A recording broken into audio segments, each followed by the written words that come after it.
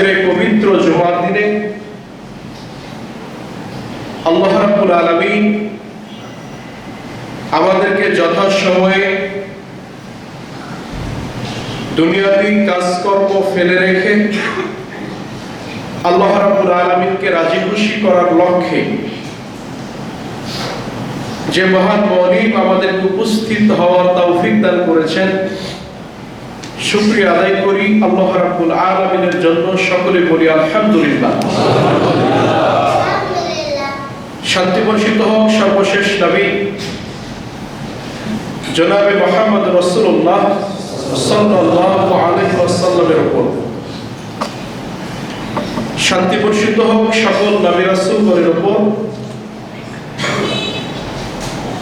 সকল সাহাবায়ে কেরামদের উপর, সকল তাবি তাবেঈন,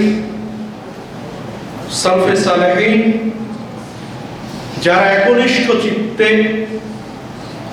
নিজেদের আমল নিয়ে শঙ্কিত হতেন, নিজেদের আমল ধ্বংস হয়ে যাওয়ার ব্যাপারে যারা ভয় করতেন, সেই সমস্ত মুসলিম নর নারীর উপর সকলে বলি আল্লাহুম্মা আমিন। আজকের সংক্ষিপ্ত সময়ে আপনাদের সম্মুখে মূল্যবান আলোচনার বিষয় আমল ধ্বংসের কারণ সমূহ। যে সকল কারণে বা যেই পাপের মাধ্যমে বান্দার অতীত জীবনের সমস্ত আমলগুলো নষ্ট হয়ে যায়। পৃথিবীতে কিছু কারণ রয়েছে, কিছু পাপ রয়েছে, কিছু অপরাধ রয়েছে, যেই পাপের দরুন,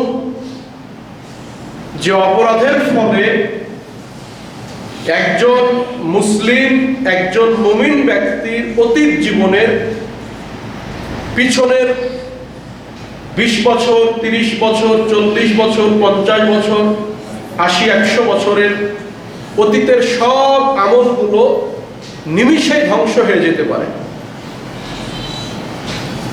বিষয়টা অত্যন্ত গুরুত্বপূর্ণ এবং অত্যন্ত সেনসিটিভ একটা বিষয় প্রত্যেকটি মুসলিমের জন্য। কেননা আপনি আমি দৈনন্দিন অ্যাজ এ মুসলিম হিসেবে কম কিংবা বেশি আমল করি, প্রত্যেকেই কিছু না কিছু ইবাদত করি। কেউ কম করেন, কেউ বেশি করেন। আমরা দিনে রাত্রে 5 ওয়াক্ত সালাত আদায় করি, সিয়াম পালন করি, রমজান মাসে সিয়াম পালন করি। সামর্থ্য থাকলে আমরা জীবনে একাধিকবার অনেকে হজ করি, একাধিকবার উমরা করি, লক্ষ লক্ষ কোটি কোটি টাকা দান করে থাকি। আমরা প্রতিবেশী আত্মীয়স্বজনের হক আদায় করি, অনেক ইবাদত, অনেক আমল আমরা করে থাকি।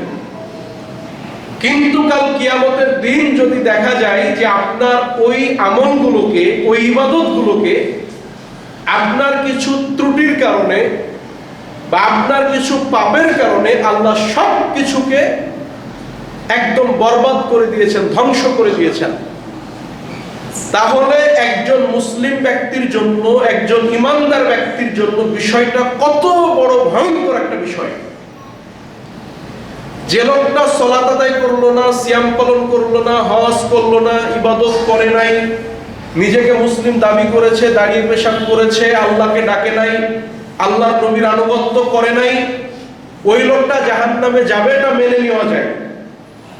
কিন্তু আপনি আমি যদি 50 বছর, 60 বছর, 100 বছর ইবাদত করার পরেও আপনাকে আমাকে যদি আপনার আমার আমলগুলোকে ধ্বংস করে আল্লাহ রাব্বুল আলামিন জাহান্নামে নিক্ষেপ করেন, তাহলে এর চাইতে বড় দুর্ভাগ্যের, এর চাইতে বড় লাঞ্ছনার, এর চাইতে বড় হতাশার বিষয় আর মুসলিম ইমানদার ব্যক্তির জন্য আর কি হতে পারে?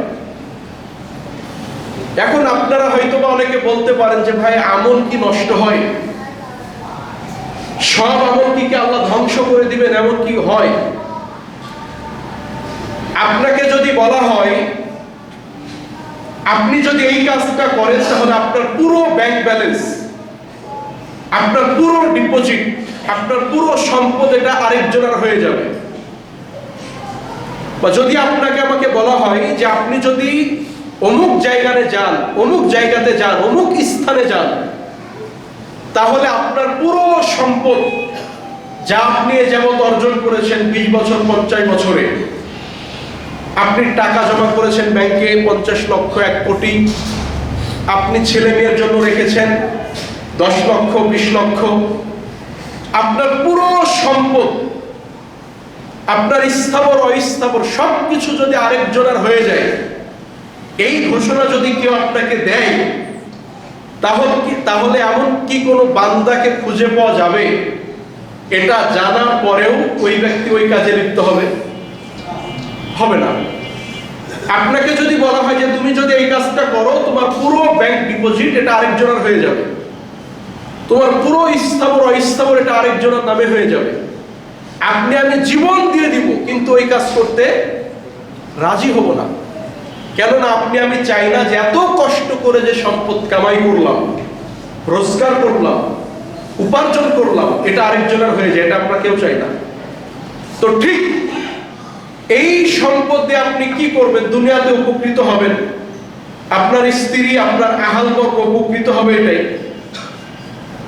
কিন্তু যেই আমল দিয়ে আপনি রবের জান্নাতে প্রবেশ করবেন, যেই ইবাদত দিয়ে আপনি রবের জান্নাতে যাবেন, যেই ইবাদত এবং আমলের ভিত্তিতে আল্লাহ আপনাকে জান্নাতে প্রবেশ করাবেন, ওই আমলগুলো যদি আল্লাহ রাব্বুল আলামিন ধ্বংস করে দেন এবং আপনাকে আমাকে যদি ওই ধ্বংস প্রাপ্ত অবস্থায় আল্লাহ যদি জাহান্নামে নিক্ষেপ করেন, তাহলে ওই ছোট ছোট ওই গুরুত্বপূর্ণ বিষয়গুলো থেকে আপনাকে আমাকে কতটা সাবধান হওয়া উচিত, ওই বিষয়গুলো থেকে কতটা আপনাকে বেঁচে থাকা উচিত, একটু চিন্তা করেন।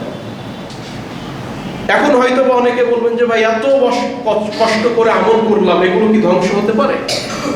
ইবাদত কি বাতিল হয়? ইবাদত কি নষ্ট হয়? জি। একটা দলিল নেন কোরআন থেকে, একটা হাদিস থেকে। সূরা ফুরকান সূরা নম্বর 25 আয়াত নম্বর 23 আল্লাহ বলছেন, ওয়াকাদিমনা ইলা মা আমিলু মিন আমালিন ফাজআলনাহু হাবাআম মানসুরা। আল্লাহ বলছেন, আমি আল্লাহ তাদের আমলগুলো পর্যবেক্ষণ করব। কিছু বান্দা আছে মুসলিমদের মধ্যে হতে যারা ঈমান আনয়ন করেছিল, যারা দুনিয়াতে অনেক নেক কাজ করেছিল, যারা দুনিয়াতে অনেক ইবাদত বন্দেগী করেছিল, আমি আল্লাহ তাদের আমলগুলো পর্যবেক্ষণ করব, আমি আল্লাহ তাদের আমলগুলো তদন্ত করব। অতঃপর আমি আল্লাহ সে আমলগুলোকে বিক্ষিপ্ত ধূলিকণায় পরিণত করে দিব। নাউজুবিল্লাহ। আল্লাহ বলছেন যে আমি আল্লাহ তার সব ইবাদতগুলোকে ধ্বংস করে দিব। এটা কোরআন থেকে দলিল দিলাম। এবার আপনি হাদিসে চলে আসেন। 4245 নম্বর হাদিস, সুনান ইবনে মাজাহ গ্রন্থে। সাওবান রাদিয়াল্লাহু তাআলা আনহু তিনি বলেন, নবী সাল্লাল্লাহু আলাইহি ওয়াসাল্লাম বলছেন, আল্লাহে, আল্লাহর কসম, লা আ'লামান্না আলা উম্মতি আকওয়ামান, আমার এমন কতকগুলো উম্মতের ব্যাপারে আমি নবী মুহাম্মদ জানি। আল্লাহ রাসূল বলছেন, আমার উম্মতের মধ্য হতে, মানে মুসলিমদের মধ্য হতে, আমার উম্মতদের মধ্য হতে, ইমানদারদের মধ্য হতে এমন কতকগুলো মানুষের সম্পর্কে আমি নবী মুহাম্মদ আমি খুব সচেতন, তাদের ব্যাপারে আমি অবগত। ইয়াতুনা ইয়াউমাল কিয়ামা বিহাসানা, যারা কিয়ামতের দিন নেক কাজ, ইবাদত বন্দেগী, আমল নিয়ে আমি আল্লাহ আমার সম্মুখে হাজির হবে। কথা বুঝেন? তারা ইবাদত নিয়ে, তাদের আমল নিয়ে, তাদের নেক কাজ নিয়ে তারা কিয়ামতের দিন হাজির হবে। সাথে আছে অনেক ইবাদত, সাথে আছে অনেক নেক কাজ, সাথে আছে অনেক আমল। কত বেশি? আল্লাহ রাসূল বলছেন, ইয়াতুনা ইয়াউমাল কিয়ামা বিহাসানা। আল্লাহ রাসূল বলছেন যে তারা আমার নিকটে আসবে, ইয়াতুনা ইয়াউমাল কিয়ামা বিহাসানাতিন ইলা জিবালি তিহামাতা বিইদান, তিহামা পর্বতের শুভ্রতার নেই তাদের নেক কাজ থাকবে। আরব উপদ্বীপের ভৌগোলিক কিছু অংশকে তিহামা বলা হয়। আরব উপদ্বীপের ভৌগোলিক কিছু অঞ্চলকে বলা হয় তিহামা। তো এই তিহামা পর্বতের শুভ্রতার ন্যায় বিশাল পরিমাণ আমল অল্প করে নাই, ইবাদত বন্দেগী কম করেছে তা কিন্তু না, বিশাল তিহামার শুভ্রতার ন্যায় ইবাদত, আমল, ভালো কাজ, নেক কাজ। আল্লাহ রাসূল বলছেন ফাজআলাল্লাহু হাবাআম মানসুরা, অতঃপর আল্লাহ রাব্বুল আলামিন তাদের ওই তিহামা পর্বত সমান নেক কাজগুলোকে, ভালো কাজগুলোকে আল্লাহ রাব্বুল আলামিন বিক্ষিপ্ত ধূলিকণায় পরিণত করে দিবেন, ধ্বংস করে দিবেন। নাউযুবিল্লাহ। আপনি চিন্তা করতে পারেন আপনি আমি আর কতটুকু ইবাদত করেছি?